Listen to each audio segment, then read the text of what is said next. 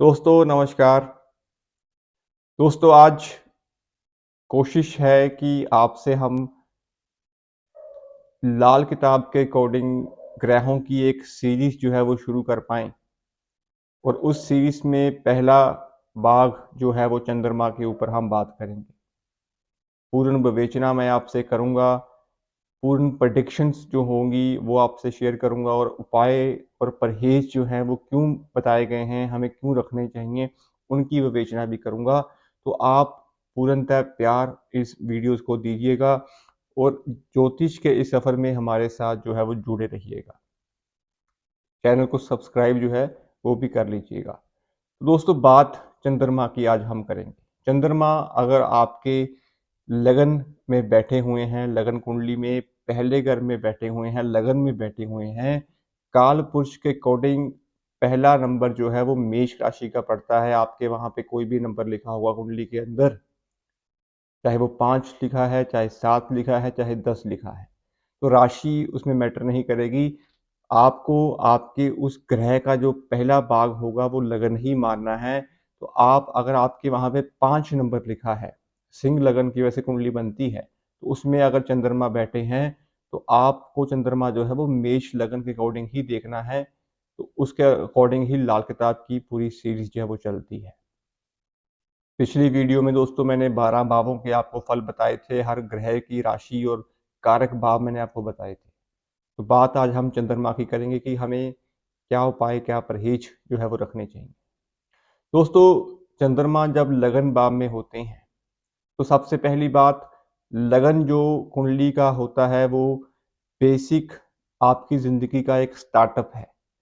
लगन आपकी पर्सनैलिटी है, आपकी ज़िंदगी का वो हिस्सा है जिसमें आपका जो बिहेवियर है, जो आपका जो नेचर है वो दर्शाता है बेसिकली। तो लगन में जब कोई भी ग्रह आके बैठता है दोस्तों, तो वो एक राजा की गद्दी पे बैठा हुआ ग्रह होता है। ऐसा क्यों बोला गया है कि राजा की गद्दी पे? दोस्तों क्योंकि लगन में जब कोई ग्रह आके बैठेगा तो लगन में पहले ही से ही बेसिकली 2 ग्रहों का समावेश होता है। पहला ग्रह जो है वो सूर्य है और दूसरा ग्रह जो है वो मंगल है। अब ये क्यों है? दोस्तों लगन में सूर्य उच्च के होते हैं मेष राशि के अकॉर्डिंग और मंगल की जो खुद की राशि है मेष वो पड़ती है। तो इसीलिए चंद्रमा जब लगन में बैठेंगे तो यहाँ पे इनमें सूर्य और मंगल की इन्वॉल्वमेंट जो है वो कहीं न कहीं रहेगी, इनके साथ उनकी युति जो है बनेगी। तो सूर्य यहाँ पे राजा हैं, मंगल यहाँ पे सेनापति हैं, जो मेष राशि के मंगल बनते हैं। चंद्रमा आपकी कुंडली में दोस्तों माता है, बेसिक प्योर मन है, माता है, आपकी ज़िंदगी का सुख है, आशीर्वाद भी है और कहीं न कहीं माया भी है। तो चंद्रमा जब लगन में बैठते हैं दोस्तों, तो सूर्य और मंगल से इनका संबंध जो है वो बना रहता है। अब लगन में आपको एक चीज़ और भी समझनी होगी कि लगन में शनि देव जो हैं वो नीच के होते हैं और कहीं न कहीं राहु यहाँ पे राशिफल के होते हैं। तो आप यकीन मानिए कि कहीं न कहीं यहाँ पे सूर्य, मंगल, शनि, राहु ये 4 ग्रह इकट्ठे हो गए। अब लगन में एक रूल होता है कि जब कोई भी ग्रह लगन में आता है दोस्तों, तो वो अपने दुश्मन ग्रह को कहीं न कहीं हिट करता है। तो चंद्रमा यहाँ पे जब लगन में बैठते हैं तो वो बुध को कहीं न कहीं नुकसान देने का जो है वो कार्य करते हैं। बुध कहीं न कहीं उनको हिट करने का जो काम है वो शुरू करता है। तो आपको चंद्रमा जब लगन में बैठते हैं तो यहाँ पे बेसिकली राजमाता जो है वो बोला गया है। चंद्रमा की खुद की नेचर जो होती है वो ठंडी नेचर होती है, सॉफ्ट मन इंसान होता है। तो हम ये बात बोलेंगे कि चंद्रमा जब लगन में बैठे तो ऐसा जातक दिल से साफ होगा, नेक दिल होगा और कहीं न कहीं इमोशनल भी इंसान होगा। सबसे बड़ी बात, चंद्रमा खुद एक सॉफ्ट ग्रह है दोस्तों। और माता का हुक्म जब तक मानता रहेगा, माता की सेवा जब तक करता रहेगा, माता से आशीर्वाद जब तक लेता रहेगा, तो ऐसे जातक की उन्नति कोई रोक नहीं सकता। ये स्पष्ट शब्द जो है वो बोले गए हैं।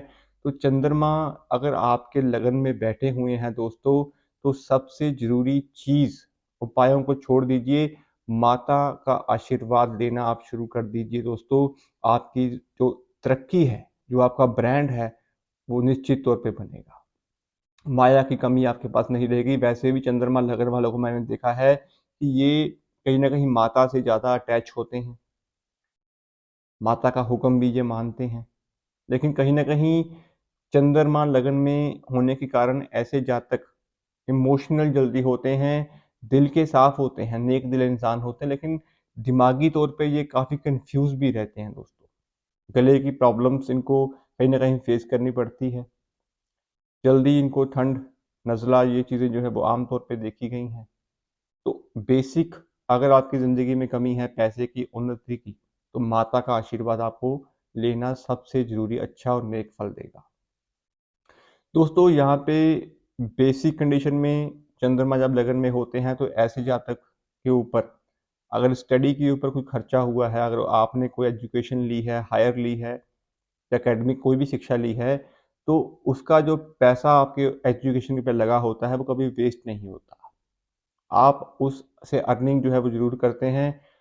ऐसी कोई भी अंदरूनी चीज़ जो आपको कहीं न कहीं मिली हो या आपके अंदर एक कैलिबर हो उस चीज़ को जानने का, तो चंद्रमा लगन वाले के पास ये सब शोहरत जो है वो उसे मिलती ही मिलती है। एजुकेशन वाइज़ भी अच्छे होते हैं और वैसे चंद्रमा लगन में हो तो एजुकेशन के ऊपर लगा हुआ धन कभी भी आपका वेस्ट नहीं होगा। आप उस एजुकेशन से अच्छा मान-सम्मान जो है वो ज़रूर पाएँगे। चंद्रमा लगन में जब दोस्तों होते हैं तो जैसा मैंने आपको बोला है कि यहाँ पे इमोशनल और सेंसिटिव इंसान होता है।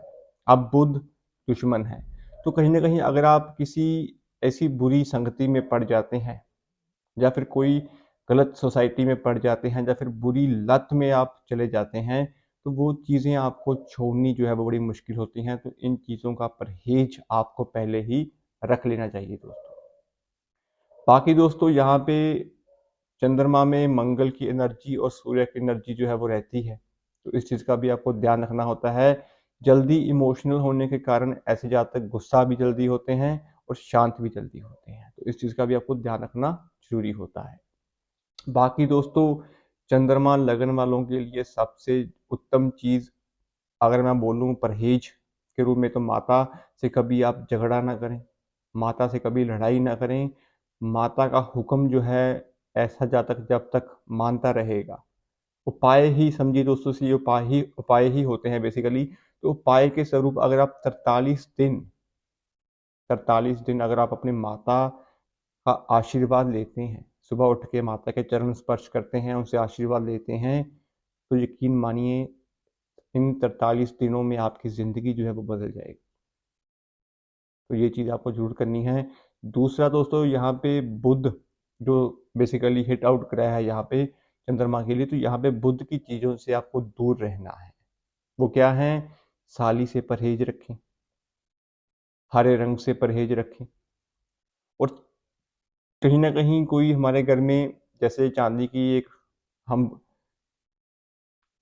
चांदी की जैसे गड़वी टाइप होती थी, टटोली जिसे हम बोल देते थे बेसिकली, जो हम केतली जिसको हम बोल देते थे, तो उन चीज़ों का घर में जमावड़ा, उन चीज़ों का परहेज आपको जरूर रखना है।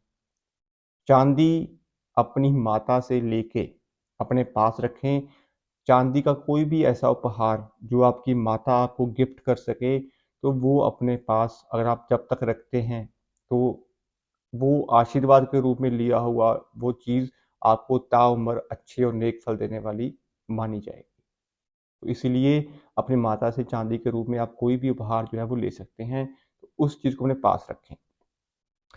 तीसरा दोस्तों यहाँ पे चंद्रमा जब लगन में बैठते हैं तो यहाँ पे आपको 24 और 27 वर्ष के इन बिटवीन शादी जो है वो बिल्कुल नहीं करनी चाहिए। चंद्रमा लगन में हो, शुक्र सप्तम भाव में बैठे हों, तो दृष्टि संबंध होने के कारण यहाँ पे सास बहू का झगड़ा जो है वो 24 घंटे लगा रहता है। दो स्त्रियों का झगड़ा घर में चलता रहता है। अब शुक्र की अर्सी उम्र क्या है? 25 से 27।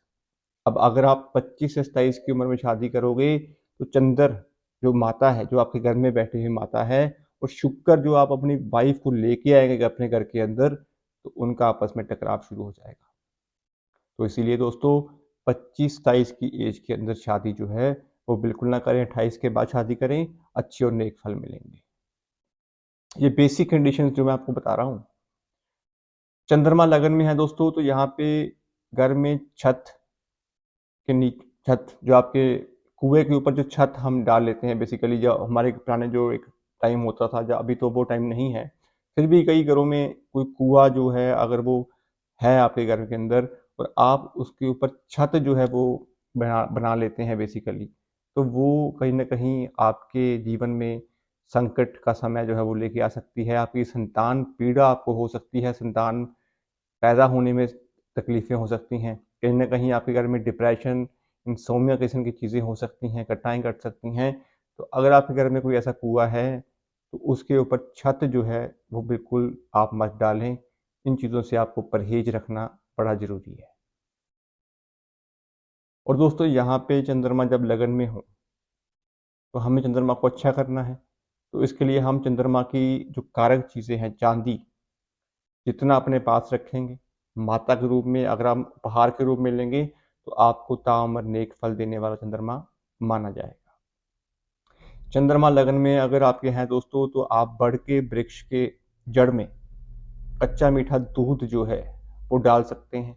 24 नियर अबाउट 43 डेज अगर आप कंटिन्यूस करते हैं इस उपाय को, तो इससे भी आपके मंगल, बृहस्पति, चंद्र, ये सब ग्रह आपके कहीं ना कहीं अच्छे होंगे और चंद्रमा को पावर मिलेगी। चंद्रमा और नेक अच्छे फल देने आपको शुरू कर देंगे। तो ये उपाय भी आपके लिए सेहत की समस्या के दौरान अगर आपको ये समस्याएं दिखती हैं, तो आप बढ़ के जड़ में जो है वो दूध, कच्चा मीठा जो दूध है वो अर्पण कर सकते हैं। इससे भी आपको नेक फल मिलेंगे। चंद्रमा लगन में दोस्तों अगर बैठे हैं, तो आपको बेसिक कंडीशन में दो ग्रहों से बचना है, एक केतु और एक बुध। बुध की चीजों से दूर रहना है। और केतु के लिए दोस्तों यहाँ पे मन, चंद्रमा लगन में है तो कहीं ना कहीं मन में फालतू के सोच जो है ऐसे जाता है कि बड़ी नेगेटिव होती है, समटाइम जाके वो केतु के कारण होती है।